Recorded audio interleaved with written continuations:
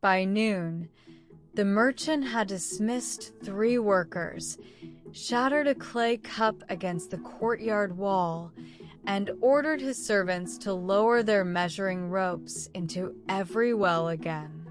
The ropes came back dark and wet. The buckets rose heavy. Water shone in all 3 basins. Still, the merchant stared at the dry stones around their rims as though he had been robbed. Not one well overflowed. Not one sent a silver stream through the gate for the town to admire. To him, water that remained inside a well was proof that something was missing.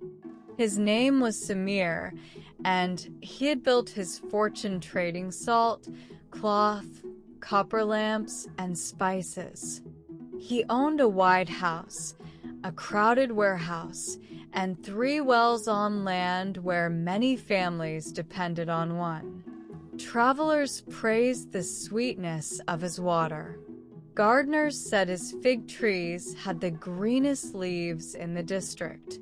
Yet whenever Samir heard such praise, he looked toward the rims and saw only what had not risen above them. The first well stood beside his kitchen. The second watered his orchard. The third served his animals and workers. Each gave enough, even through the hottest months. But Samir had once visited a governor whose spring spilled constantly into a marble pool. From that day, his own wells seemed small and stubborn. He imagined visitors entering his courtyard and stopping in wonder before streams of water flowing across polished stone. He imagined rivals whispering that even the earth could not contain his abundance.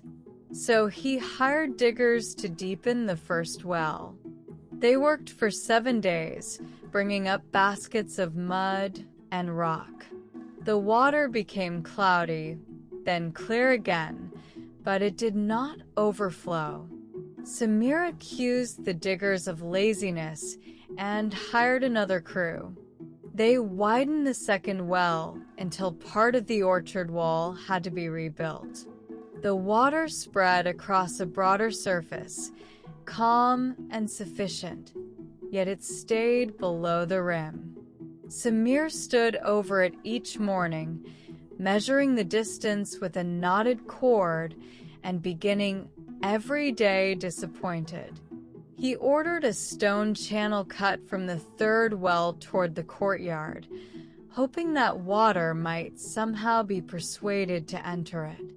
Servants poured bucket after bucket into the channel for a demonstration. For a few bright moments, water ran beneath the gate. Samir smiled as neighbors gathered. Then the servants stopped pouring, and the stones dried in the sun. The silence that followed felt unbearable. That evening, he blamed the servants for pouring too slowly and the mason for setting the channel at the wrong angle. The more Samir demanded from the wells, the less he noticed what they already gave. He complained when the cook used water to wash lentils. He counted the buckets carried to the animals. He locked the orchard well after sunset, so no passing traveler could drink without permission. His workers began hiding their cups when he approached. The fig trees still bore fruit. The horses still lowered their heads to full troughs, and the household still ate from clean bowls, but a sense of drought settled over the property. It lived nowhere except in Samir's attention. At last, the newest crew struck a shelf of hard stone. Their tools rang against it from sunrise until dusk. An old well digger named Idris worked among them. He was thin, patient, and slower than the younger men, but he could read the color of soil and the coolness of air rising from a shaft. On the fourth evening, the other diggers left with bruised hands. Idris remained beside the first well, cleaning dust from a small wooden cup he carried on his belt. Samir came storming across the courtyard. He had just measured the water again. It was exactly where it had been the previous week. He demanded that Idris bring sharper tools, more workers, and enough rope to reach beneath the stone. Idris listened without interrupting. Then he lowered a bucket, filled his wooden cup, and placed it on the wall. He picked up his tools and walked away for the night, leaving the cup filled to its edge. Samir stared after him, offended by the old man's calm. Then he noticed a wet crescent beneath the cup. A few drops had spilled when Idris set it down. Samir touched them with one finger. This tiny overflow irritated him more than the dry well rim. It seemed like mockery, a child's version of the abundance he desired. He kicked dust over the drops and ordered a servant to throw the cup aside. The servant, fearing it belonged to Idris, left it where it was. The next morning, Idris returned before the other workers. He did not descend into the well. Instead, he repaired the cracked bucket handle, swept loose stones from the path, and trimmed a frayed section of rope. Samir watched from a balcony, growing impatient. By mid-morning, the sun was fierce. A stranger appeared at the gate, covered in road dust, leading a tired donkey. The man's lips were pale, and his water skin hung flat against his side. The gatekeeper blocked him.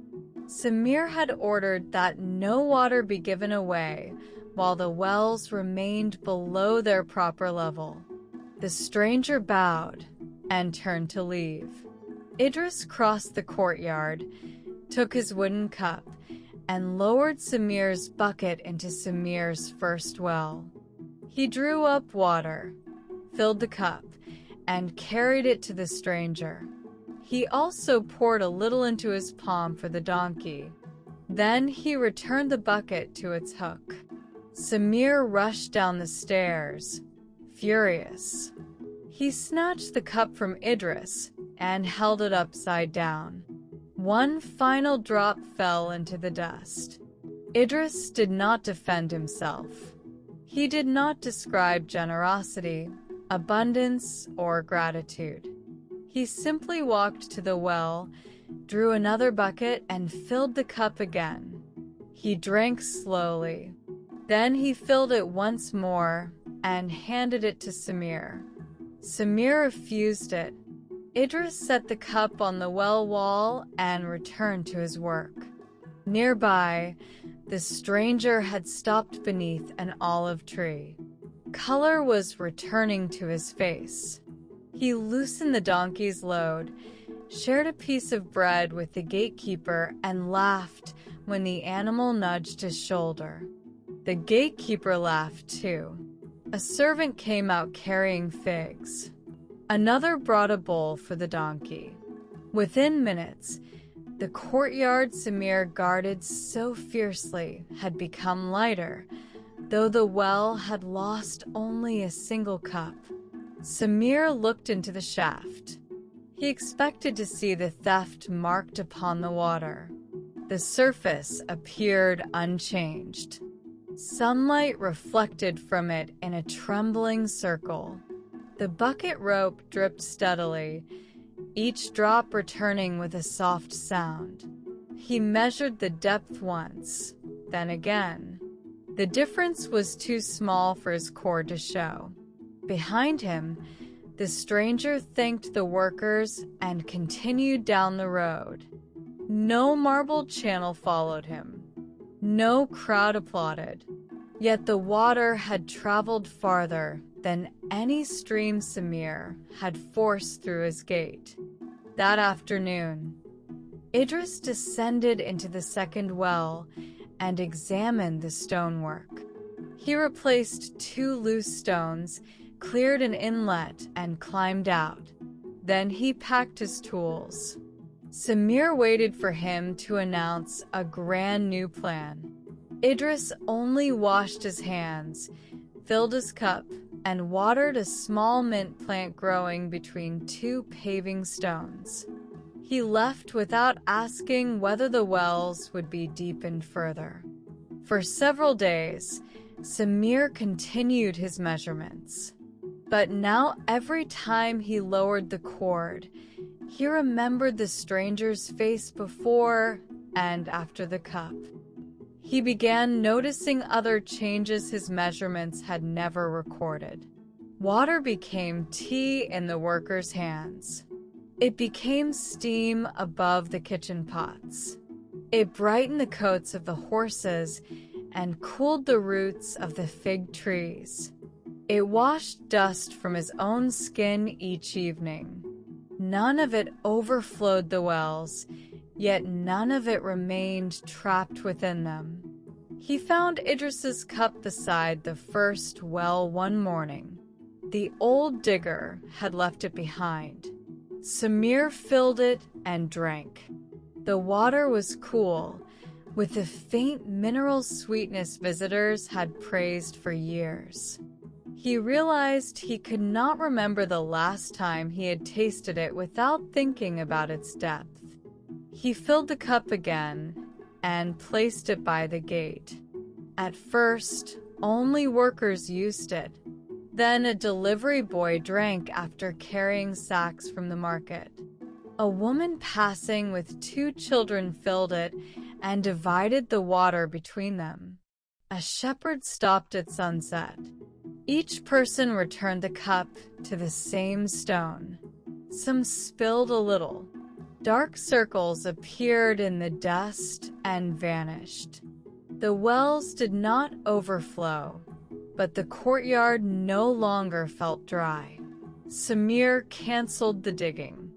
He paid the workers for the full week and asked them to repair the orchard wall instead. He removed the lock from the second well. He kept his measuring cord, though he hung it inside the storehouse where it slowly gathered dust. When guests praised his water, he stopped turning toward the rims. He poured for them and watched empty cups become full. Years later, people remembered Samir's house not because streams ran through its gate, but because no thirsty traveler passed it with an empty cup. His 3 wells remained within their stone borders. In rainy seasons they rose, and in dry seasons they lowered. They never became the spectacle he had imagined. Still, they watered more gardens, refreshed more workers, and welcomed more strangers than an overflowing fountain kept only for display. The hunger for the next thing rarely announces itself as hunger. It often sounds reasonable. One more achievement, one more upgrade, one more sign that life has finally become sufficient. Attention leans toward the dry rim and ignores the water below. A person can stand beside 3 full wells and experience only the absence of a stream. Gratitude does not require pretending that every circumstance is perfect. Samir still repaired cracks, prepared for drought, and used water carefully. What changed was the place from which he acted. Care no longer grew from fury at what was missing. It grew from contact with what was present. The old well digger had offered no speech. He had placed 1 cup of existing abundance into the hands of someone who could use it, and the merchant finally saw what his measurements concealed. In a modern apartment, a woman named Lena closes her laptop after a difficult day. a colleague has received the promotion she wanted. On the kitchen counter lies a newer phone she has been comparing online, though the one beside her works perfectly. Her partner is making dinner and telling a story, but Lena barely listens. Her mind is measuring the distance between her life and the life she believes should be overflowing. Then her partner reaches for 2 chipped cups, fills them with tea, and carries one to the elderly neighbor who lives alone across the hall. Lena watches the neighbor's tired face soften as the warm cup enters her hands. No one explains anything.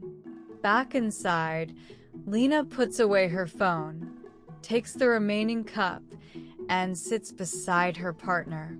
The promotion still belongs to someone else. The apartment is still small. Nothing has overflowed. Yet the evening is no longer empty. The well was never empty either. She had only been staring at the rim. Keep this lesson with you and return whenever your mind needs a quieter path.